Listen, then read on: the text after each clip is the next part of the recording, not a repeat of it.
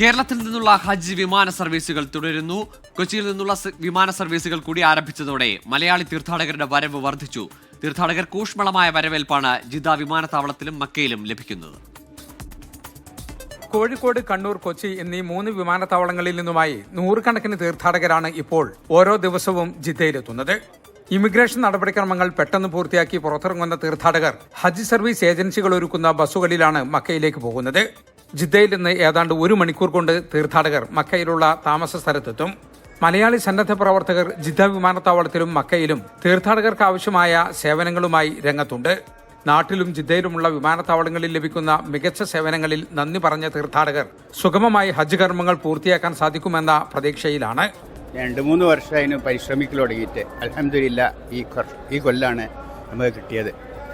നമ്മൾ ഇന്നലെ കരിപ്പൂർ എയർപോർട്ടിൽ വന്നതായിരുന്നു. വളരെ സുഖസുന്ദരമായി നല്ല യാത്രയായിരുന്നു.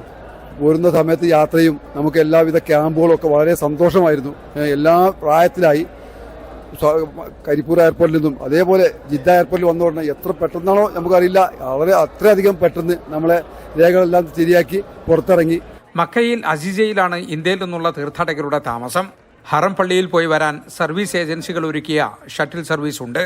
അസീസിയയിൽ ഇന്ത്യൻ ഹജ്ജ് മിഷന് കീഴിൽ തീർത്ഥാടകർക്കായി മെഡിക്കൽ സെന്ററുകളും ബ്രാഞ്ച് ഓഫീസുകളും പ്രവർത്തിക്കുന്നുണ്ട്.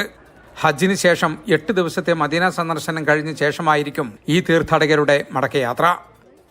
മെയ് അവസാനം വരെ കേരളത്തിൽ നിന്നുള്ള ഹജ്ജ് വിമാന സർവീസ് തുടരും. പെട്ടെന്ന് തന്നെ നടപടിക്രമങ്ങൾ പൂർത്തിയാക്കി തീർത്ഥാടകർ വിമാനത്താവളത്തിന് പുറത്തിറങ്ങുന്നുണ്ട്. ജിദ്ദ വിമാനത്താവളത്തിൽ നിന്നും ജലീൽ കണ്ണമംഗലം, 24.